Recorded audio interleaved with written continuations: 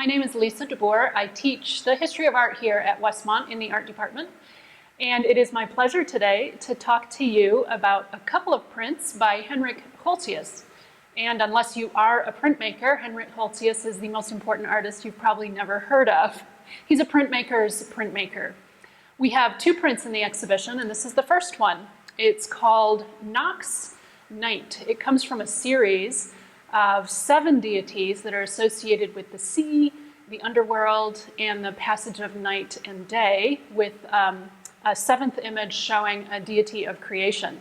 And this is in a classical vocabulary, not a Christian vocabulary. So here we have night personified by the torch-bearing naked figure here on the front of a chariot, being drawn by creatures of the night, a little flock of bats. They're all very cute if you can look at them up close. In the chariot is a personification of sleep itself, and lots of other symbols around nighttime to fill out the representation.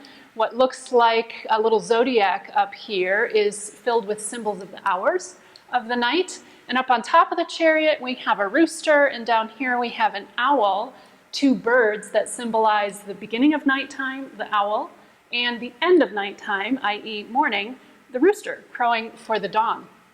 So that's the fun content of this image, but if you're a printmaker, what you're really interested in is the technique. This is a chiaroscuro woodcut, which is a very elaborate process involving multiple cut blocks.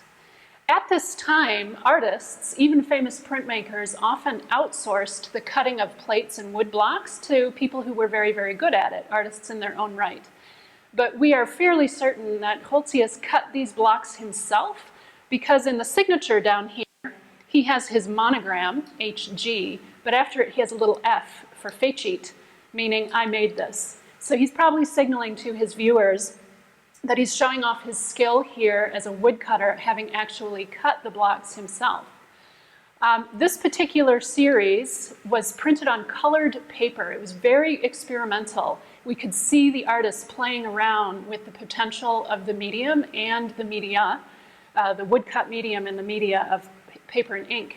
So we've got a tan background here, and there are 3 different woodcut blocks that are needed to make the whole image. The paper provides sort of the general tone for the image, but if you come into the gallery and look closely, you'll be able to see there's a plate with white highlights, there's a separate wooden block with the mid-tone grays, and then there's what's called the key block that gives us all of these black outlines. And when you print, you have to line those all up. You have to register them very, very precisely to get a coherent image.